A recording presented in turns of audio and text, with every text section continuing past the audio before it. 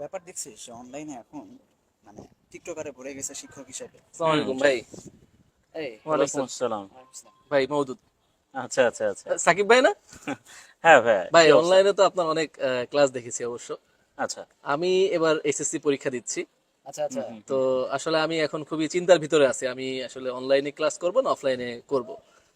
আর আপনাদের school of এক্সিলেন্সেরও দেখলাম আপনাদের নাকি গত বছর ঢাকা বিশ্ববিদ্যালয়ে প্রথম, তৃতীয়, চতুর্থ, তারপরে বেশ ভালো অনেক রেজাল্ট হ্যাঁ গেছে হ্যাঁ, আসলে। আলহামদুলিল্লাহ আমরা শুরু করার পরপরই বেশ ভালো রেজাল্ট পাচ্ছি। তো অনলাইনে তো ভাই আসলে বিশ্বাস করা যায় না এই রেজাল্ট গুলো আসলে কতটুকু সত্য, বা অনেক জায়গায় শুনি যে মানুষ নাকি এমনিতেই ভিডিও করে যারা ফার্স্ট হয়, আবার অনেকগুলো কোচিং সেখান থেকে ফার্স্ট হয় না তারপরেও ভিডিও দেয় অফলাইনে, এরকম আমরা দেখি আর কি।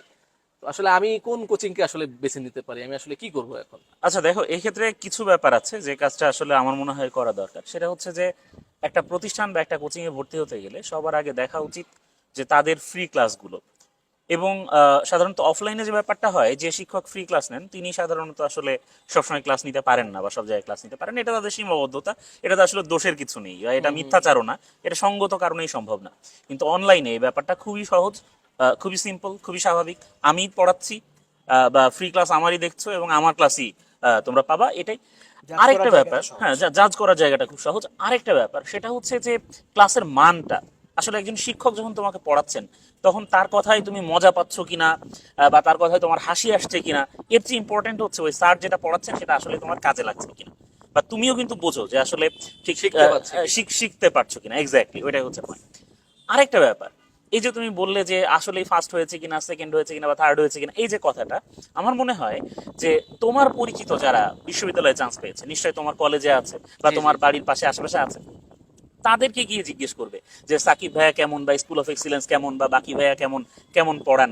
যদি তারা বলেন যে ভালো, নিজের মুখে, শুধুমাত্র আমরা যে বিজ্ঞাপন দিচ্ছি সেই বিজ্ঞাপন দেখে না, বরঞ্চ তোমার বাড়ির কাছের যে বড় ভাই বা বড় বোন চান্স পেয়েছে তাদের কাছে গিয়ে পরামর্শ নাও, বা তোমার কলেজের যে বড় ভাই বা বড় বোনটি চান্স পেয়েছে তাদের কাছে যে পরামর্শ নাও, আমার মনে হয় তারা সবচেয়ে ভালো পরামর্শ তোমার জন্য দিতে পারে। কিন্তু ভাইয়া গতবার আমাদের কলেজের অনেক বড় ভাই বেশ কয়েকটা জায়গায় কোচিং করেছে, তারা বলেছে যে ফ্রি ক্লাস দেখে ভর্তি হয়েছে, কিন্তু পরে দেখা যাচ্ছে ক্লাসগুলো আসলে ওইভাবে নিয়মিত হয়নি, বা ফ্রি ক্লাসে একরকম পেয়েছে, ওইখানে টিচার হয়তো বা একটা স্লাইড যেটা টপিক খুব ভালো পারে সেটা পড়িয়েছে, রেগুলার ক্লাসে দেখা গেল উনি এটা পড়াচ্ছেন না। বিশেষ করে যতদূর জানি যে ঢাকা বিশ্ববিদ্যালয়ের টেক্সট বুক খুবই গুরুত্বপূর্ণ, সেইটা হয়তো বা পড়াচ্ছে না, গ্রামার বেশি পড়াচ্ছে। অনেক ক্ষেত্রে আমরা এটা মানে আমাদের বড় ভাইরা এটা আমাদেরকে বলেছে, সেই ক্ষেত্রে তাহলে তো আমি আসলে তুমি কিভাবে যাচাই করবো অনলাইনে? অলরেডি এক ধাপ আগে গেলে, তুমি যে তুমি অলরেডি সিনিয়রদের কাছে জিজ্ঞেস করা শুরু করেছো। এটা খুব ইম্পর্টেন্ট যে তুমি তোমার সিনিয়রদের কাছে যাবা, তাদের অভিজ্ঞতা জানার চেষ্টা করবে, কারণ তোমাকে তারা সঠিক গাইডলাইনটা দিবে। কারণ তারা কোনো না কোনো জায়গায় যে প্রতারণার শিকার হয়েছে, ধরা খেয়েছে, তারপর তোমাকে ভালো মেসেজটা দিবে। সেটা খুব ইম্পর্টেন্ট। আর ডেফিনেটলি একজন শিক্ষার্থী জাজ করতে পারে ক্লাস দেখলেও। একদম ভালো একটা টপিক, বেস্ট টপিকে যদি কোনো টিচার ক্লাস নেয়, সে আসলে ক্লাসে কি পড়াচ্ছে এবং পরবর্তীতে কি দিবে, তার লেকচারের স্লাইডের ডিজাইনটা কেমন, স্লাইড ম্যাটেরিয়ালস কেমন, এটাও খুব ইম্পর্টেন্ট। আশা করি যে এক্স্যাক্টলি, তোমরা খুব স্মার্ট এবং এক্স্যাক্টলি। এগুলো করতে পারবে। এবং সবচেয়ে বড় একটা কথা হচ্ছে কি, কেউ দেখে শেখে আর কেউ ঠেকে শেখে। এখন তোমার বড় ভাইরা ঠেকে শিখছে, তুমি দেখে শিখবে কিনা এটাই হচ্ছে বিষয়। ভাই আমি আসলে আমার পরীক্ষার এই চলাকালীন সময় আমি অনলাইনে অনেক সার্চ দিয়েছি, তো আমি দেখলাম যে অফলাইন কয়েকটা প্রতিষ্ঠান সেখান থেকে অনেক ভালো রেজাল্ট হয়েছে, কিন্তু অনলাইন যে প্রতিষ্ঠানগুলো তারা হয়তো বা মানে বলতেছে যে তাদের এখান থেকে সর্বাধিক চান্স পেয়েছে, কিন্তু তাদের পেজে আমি আসলে চান্স পাওয়ার ওই রকম খুব বেশি স্টুডেন্টকে দেখলাম না। হয়তো বা সেক্ষেত্রে দুই একজনের স্ক্রিনশট দেখেছি বা দুই একজনের বক্তব্য শুনেছি। সেক্ষেত্রে তুমি ওই প্রত্যেকটা পেজেরই বা ওয়েবসাইটেরই দেখবা যে ভিডিও থাকে। কারণ যে শিক্ষার্থী সফলতার গল্প শোনাবে, তার আসলে ভ্যালিড কোনো সোর্স দরকার। একজন একটা পোস্ট দিয়ে দিলাম, ছবি দিয়ে দিলাম, এটাতে আসলে ওই গল্প আসলে সত্যি কিনা, তারই সফলতা কিনা, সেই প্রতিষ্ঠানের সফলতা কিনা বোঝা যায় না।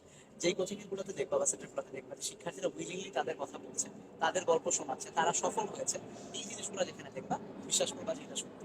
এবং সেই শিক্ষার্থী বলছে কিনা যে আমি এখানেই পড়েছি বা এখানেই পরীক্ষা দিয়েছি, এই ক্লাস এবং এই পরীক্ষাকে সে কিভাবে মূল্যায়ন করছে সেই ভিডিওটা, এটাও কিন্তু খুব ইম্পর্টেন্ট। হ্যাঁ, আরেকটা প্রশ্ন ছিল যে মানে আমরাও খুবই অবাক হয়েছি যে আসলে কি অনলাইনে পড়ে ঢাকা বিশ্ববিদ্যালয় সহ বা অন্য বিশ্ববিদ্যালয়ে ভালো রেজাল্ট করা সম্ভব, মানে এটা বাংলাদেশের প্রেক্ষাপটে আসলেই তুমি কি যদি আপনাদের এখান থেকে পড়ে আপনারা বলেছেন যে মিফতা শুধু আপনাদের এখান থেকে পড়েছে, ঢাকা বিশ্ববিদ্যালয় তৃতীয় হয়েছে, সাগর গুচ্ছতে, সাগর ভাইয়া গুচ্ছতে দ্বিতীয় হয়েছে, এগুলো কি আসলেই সত্য, মানে আপনাদের এখান থেকে পড়েই শুধু হয়েছে ওনারা?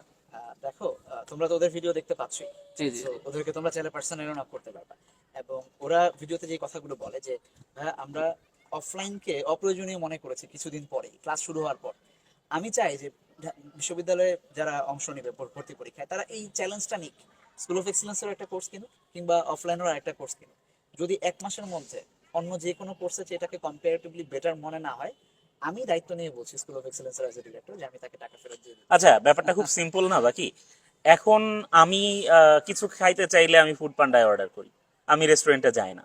কারণ কি? কারণ আমি যে জিনিস বাসায় বসে পরিমাণে বেশি খানিকটা ডিসকাউন্ট নিয়ে আমি বাসায় বসে খেতে পারছি, সেই জিনিসটা আমি কষ্ট করে কেন রেস্টুরেন্টে যাব? রেস্টুরেন্টে যেতে হলে আমার যেহেতু পার্সোনাল কোনো গাড়ি নাই, আমাকে রিক্সায় যেতে হবে, তো বাসে যেতে হবে, সেখানে সিকিউরিটির একটা ব্যাপার আছে, সময় ক্ষেপণ হওয়ার ব্যাপার আছে। অথচ ফুড পান্ডা আমার বাসায় পৌঁছে দিচ্ছে, বা যে যে যে কোনো ফুড ডেলিভারি যে যে যে অ্যাপগুলো আছে আমার বাসায় পৌঁছে দিচ্ছে, আমি বাসায় বসে যাচ্ছি। কিন্তু ভাইয়া আসলে অন্যান্যদের চেয়ে তো অনলাইনে আপনাদের ফি একটু বেশি, অন্যান্যরা 3000 আচ্ছা, টাকা করে রাখছে, এটা খুব সিম্পল।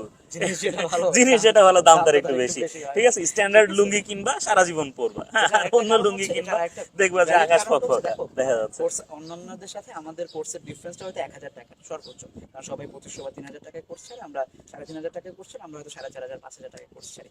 এটার একটা কারণ হচ্ছে আমরা তোমাদেরকে ডাইজেস্ট দিই, 3টা বিষয়ের উপরে 3টা সলিড বই দেওয়া হয়। মানে আমরা আলাদা 3টা বইও পাবো আর কি। বই পাবে বলতে তোমরা প্র্যাকটিস বুক পাবে, হ্যাঁ, Practice এবং book সেই পাবে। প্র্যাকটিস বুকটা সকল বিশ্ববিদ্যালয়ের উপযোগী। তুমি সকল বিশ্ববিদ্যালয়ে কিন্তু সেটা এর দিয়ে বাইরে দেবে। তোমাদের আর কোনো বই, প্র্যাকটিস বই কিছু কিনতে হবে না, আমাদের ক্লাস এবং এই প্র্যাকটিস বই। এখন তুমি বলো, তুমি তো বই কিনতা 5000 টাকা, হুম। তো এক জায়গায় 2500 টাকা ভর্তি হতো, 5000 টাকা বই কিনতা। আবার ওই কোচিংই তোমাকে ঢাকা বিশ্ববিদ্যালয়ে 2500, জাহাঙ্গীরনগরের জন্য 500, রাজশাহীর জন্য 500, সিইউর 3টা ইউনিটের জন্য আলাদা আলাদা করে 500। আলটিমেটলি দিন শেষে তোমার কোর্স আউটলাইনের মানে কোর্স কেনার অঙ্কটার টাকার পরিমাণ দাঁড়াবে 10,000 টাকা। সেখানে আমরা প্রথমবারই 5000 টাকায় কোর্স ফ্রি, এখন সেটা ছাড়ে চলছে 4000 টাকা, বই সহ নিয়ে নিবা, তোমার আর কিছু কিনতে হবে না। একটা বিষয় সিম্পলি বুঝে নাও, সেটা হচ্ছে বাংলা, ইংরেজি, সাধারণ জ্ঞান এবং এর সাথে আইসিটি, পৌরনীতি, যুক্তিবিদ্যা, মানে যত যা যা আছে। তোমার টেক্সট বই বা যত কিছু থেকে সাধারণ জ্ঞান রিলেটেড প্রশ্ন আসে, তার সাথে আইকিউ এবং ম্যাথ, এইগুলো তোমার যত বিশ্ববিদ্যালয়ে আসবে, যত ইউনিটে আসবে, তার জন্য আমাদের একটা কোর্স, একটা ফাইলই কিন্তু যথেষ্ট। ভাইয়া আমাদের এক হাজার কোর্স হাজার করে সব বিশ্ববিদ্যালয় আসলে মানে ট্রান্স পাওয়া কি আসলে সম্ভব? মানে মিফতা এক এক জায়গায় তো এক এক রকম। মিফতা 4টা বিশ্ববিদ্যালয়ে পরীক্ষা দিয়েছে, 4টাতেই ও টপ 10-এ। সাগর 2টা বিশ্ববিদ্যালয়ে, 3টা বিশ্ববিদ্যালয়ে টপ 10-এ। রিদওয়ান 3টা বিশ্ববিদ্যালয়ে ফার্স্ট। তো এখন বলো যে এক কোর্স করে সম্ভব কিনা? যারা ভালো করে তারা সব যাক, জায়গাতেই আশা করে। করি তুমি বুঝতে পারছো। শেষ কথা, এরপর কিন্তু থেকে ভাইয়া আপনাদের তো প্রচার প্রচারণা কম, আপনাদের ক্লাসে ভিউ কম, আপনাদের আমরা- এই বিষয়গুলো কেন? আপনারা তো দেখো, আমরা আসলে শেয়ারও প্রচার কম প্রচারণার আপনাদের চেয়ে- ক্লাসগুলো দেখলাম। আমরা আসলে প্রচার প্রচারণা এবং শেয়ারের চেয়ে, বিশেষ করে আমরা যারা বলে যে এই ক্লাস শেয়ার করো, শেয়ার না করলে পিডিএফ দিব না, এই ব্যাপারগুলো বলতে আসলে আমরা লজ্জাবোধ করি। কারণ দীর্ঘদিন ধরে আমরা পড়িয়ে আসছি। আমি 12 বছরের বেশি সময় ধরে পড়াচ্ছি, বাকি 12 বছরের বেশি সময় ধরে পড়াচ্ছে সাইব ভাই, 17 বছরের বেশি সময় ধরে পড়াচ্ছেন। কাজেই এই পর্যায়ে এসে আমরা শিক্ষার্থীদেরকে বাধ্য করব আমাদের ক্লাস শেয়ার করার জন্য। 50টা কমেন্ট না হলে আমি কথা বলবো না, হ্যাঁ, 100টা কমেন্ট না হলে আজ রাতে ভাত খাবো না, এবং 500 কমেন্ট না হলে আজকে তোমার পিডিএফ দেবো না, এই টাইপের ব্যাপারগুলো আসলে আমাদের কাছে স্রেফ ছ্যাঁচড়ামি মনে হয় এবং আর কিছুই না। এই জন্য আমাদের হয়তো এই টাইপ প্রচারণা তুমি দেখতে পাবা না, কিন্তু যারা আমাদের শিক্ষার্থী আছে, আমাদের প্রাক্তন শিক্ষার্থী, তাদের সাথে কথা বললে পুরো বিষয় তারাই আমাদের প্রচারণার জায়গা। জি ভাই, অসংখ্য ধন্যবাদ, অনেকগুলো তথ্য জানতে পারলাম। আশা করি যে আমাদের বন্ধু বান্ধব যারা আছে তাদেরকেও আমি স্কুল অফ এক্সিলেন্স এর বিষয়ে বলবো। ভাই আমাদের ঠিক জন্য আছে। দোয়া করবেন ভাই।